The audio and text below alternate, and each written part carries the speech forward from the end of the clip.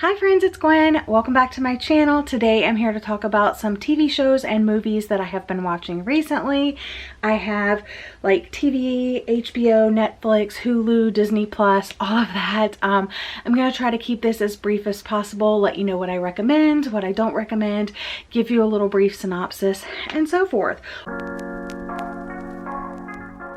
We'll start with HBO. I watched The Purge, which is a movie from like 2013. It's gotten more movies in the franchise, but the first movie is about this like ultra wealthy family that locks themselves in their house on the night of the purge, and then this gang of people are trying to like infiltrate the house on the night of the purge, and because they end up letting a guy into the house and they're after that guy. And if you don't know what the purge is, it's a night that it is okay to kill people, and it's terrifying. And I watched it at night as my husband was asleep beside me, and I was terrified. But I've always heard about the franchise and I wanted to watch it to see like if I liked it, and I don't know, it was gruesome, and I don't know like where the series or the other movies like go from there, but yeah, I was scared. The second thing that I watched on HBO was The Unforgivable, starring Sandra Bullock, and this is about a woman that's being released from prison after a crime that was committed, you know, previously, and it's just about her like kind of trying to put her life together after being released from prison, and everything is not as it seems, you know. So it talks about like what actually happened and kind of like where do you go from here. She's also trying to like reconnect from people in her past, and it's not like the best movie of all time, but I love Sandra Bullock. So do I recommend it? Yes, because I will recommend all Sandra Bullock movies. And the only thing I'm really watching on TV is Survivor 42, which is one of my all-time favorite reality TV shows. I have been watching since season 2. Yeah, I absolutely love Survivor. I'm already liking season 42. It literally just came out this week, so I've only watched like the first episode, but it is, I will stop everything that I am doing on Wednesday nights and tune into Survivor and watch it live. And I rarely watch TV, much less live TV. All right, so that's really all TV related stuff that I have for you. My list of Netflix shows. Pieces of Her, based on the book by Karen Slaughter. I watched this, I believe it was 8 episodes.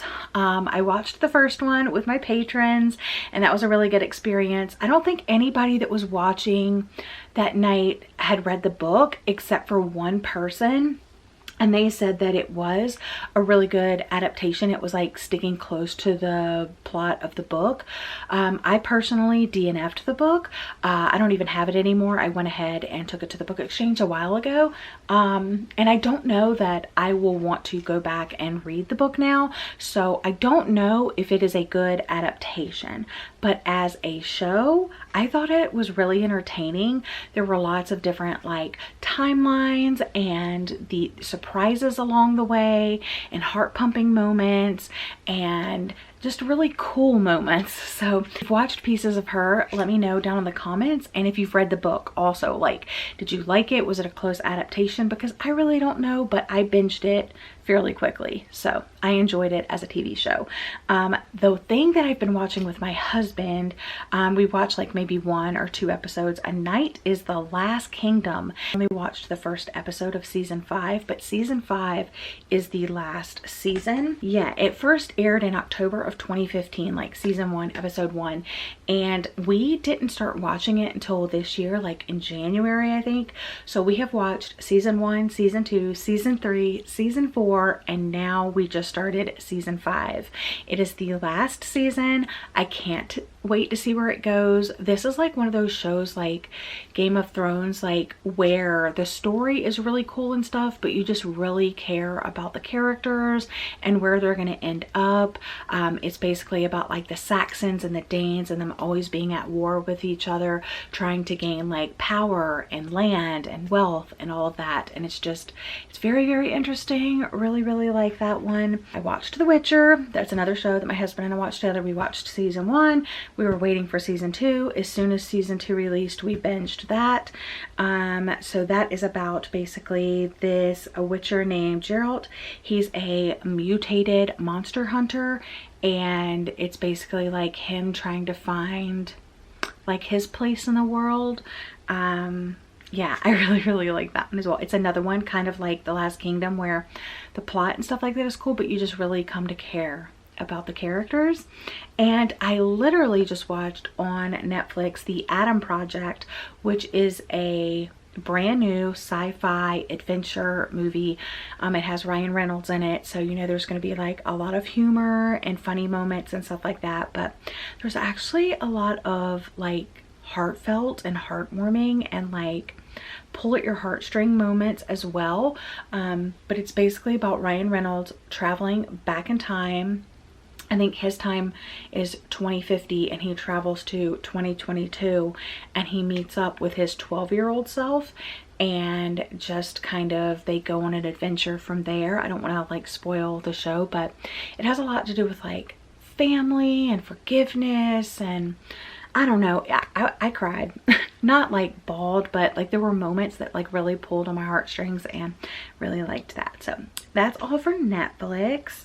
So yeah, I would recommend basically all of those. Anything that I've mentioned, I wouldn't necessarily recommend The Purge. I mean, it's just kind of trashy, but if you're looking for something scary, Unforgivable, you can forget it. I mean, the thing is that I just love Sandra Bullock. So, and Survivor, if you're not watching Survivor, like tune in this season. It's so much fun.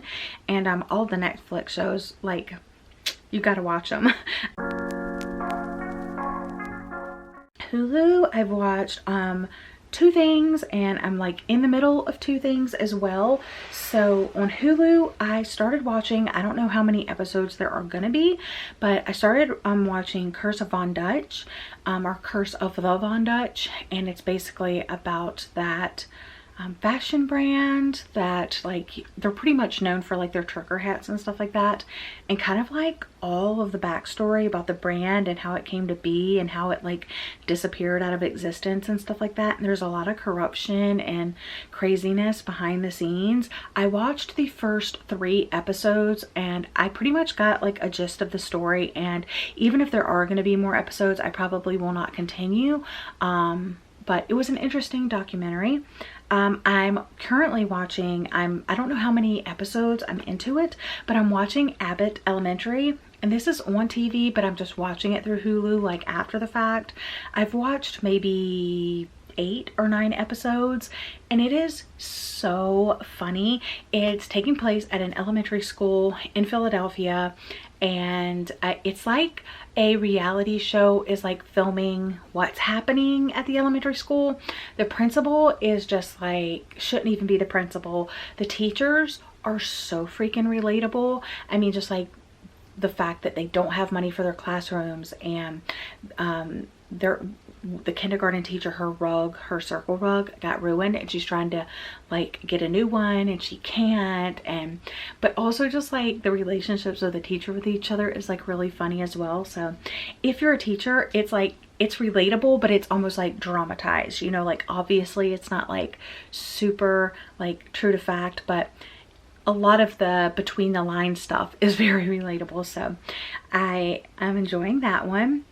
I watched No Exit, and I also watched this with my patrons. That was a lot of fun.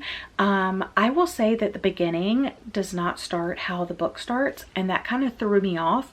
It has been a while since I've read the book, but I just always think of it in my head as like one of my favorite thrillers of all time, if not my favorite thriller of all time. And because I really do like action thrillers, I have found out, and a lot of other people do not like action thrillers.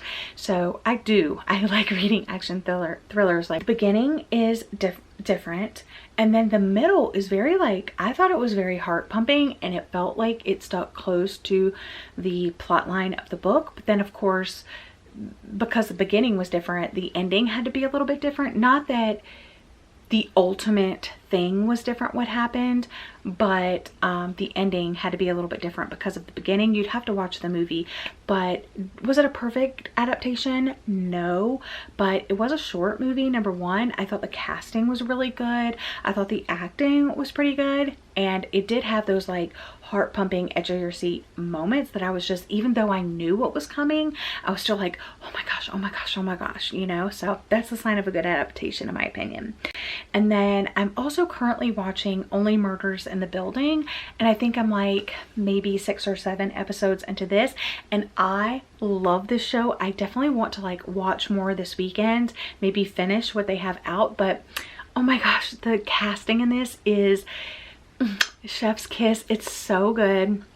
It basically follows 3 people that all live in the same apartment building and in New York, and someone ends up dying and they like come across it. They're all obsessed with this like true crime podcast, and then this murder happens in their building, and then they get the idea like we should do a true crime podcast about murders in the building and stuff like that. I don't know, it's just, it's funny, it's like true crime, it's podcast. I love Steve Martin, and yeah, so I really like that. It's like a murder mystery. They're trying to piece together clues, and but it's also like humorous and, you know, nonsensical, and we can see things that the characters can't see because we know kind of the backstories of each of the characters, but they're just getting to know each other, so we know things about them that they don't know about each other yet. So that also makes it very interesting. Moving on to my biggest section, Disney Plus. I watched 4 of the Pixar shorts, so I'm going to go through those really quickly. The first is Pearl. It's about this little bar of yarn that goes to work at an office building. Earnest ball of yarn named Pearl gets a job at a fast-paced startup. Things start to unravel as she tries to fit in with this close-knit group. One of the things that I noticed is it was like a white male-dominated startup company, and she's like this pink ball of yarn with like lots of energy but lots of like feminine vibe, you know. And she goes and she tries to fit in, and obviously you can imagine how that all plays out. Float, which is about this dad that has a kid that can float. Father discovers that his son is different from other kids in the most unusual way. Like I said, he floats. To keep them both safe from judgment, dad covers him and keeps him out of sight. He like weighs down his backpack and all of this. Then Ciao Alberto. So basically it takes place after the events of Luca, and Alberto is working alongside Massimo, this big like tattooed imposing dude, and he wants more than anything to impress him. He's like his mentor, and that's easier said than done. And then I don't know how to say this, but it's like that little dumpling, the bao, I think it's bao. On bao it says, an aging Chinese mother feeling alone when her child moves out gets a second chance at motherhood when one of her dumplings comes to life. So just imagine that, if you will. When I was watching it, I was like, this is the weirdest Pixar thing I have ever seen in my life. And then it got to the end and I was like, oh, everything makes sense. It's so freaking cute. And then the movies that I have watched, I watched Encanto, which I loved that one so much. The magic of the Encanto has blessed every child in the family with a unique gift. Every child except Maribel. However, she soon may be their last hope when she discovers stuff. Yeah, it's this magical family. They all have these different gifts. Like one can sprout flowers, one can like talk with animals, one is super strong, one affects the weather with her emotions. I loved that one so much. And then Luca, like I said, I watched this one, another like favorite. I think it was so cute. It's about these sea creatures that when they go out onto land, they turn into like humans. And it's just, it says, set in a beautiful seaside town on the Italian Riviera. The original animated feature is a coming-of-age story about one young boy experiencing an unforgettable summer filled with gelato, pasta, and endless scooter rides. Yeah, so there's these creatures in the sea, and they go out onto land, and then they turn into people, and then they decide to like enter this contest because they want to win this scooter or money to get a scooter. And it's so heartwarming. I love Disney so much, you guys. One word. And this is one I've been wanting to watch since it came out, and I just finally had an opportunity to, and it was a lot of fun. You know, it's another one kind of like about family. These two brothers kind of like team up to, I don't know, find this magical thing to like reconnect them with their father for like one day or something like that. Teenage elf brothers, Ian and Barley, embark on a magical quest to spend one more day with their late father.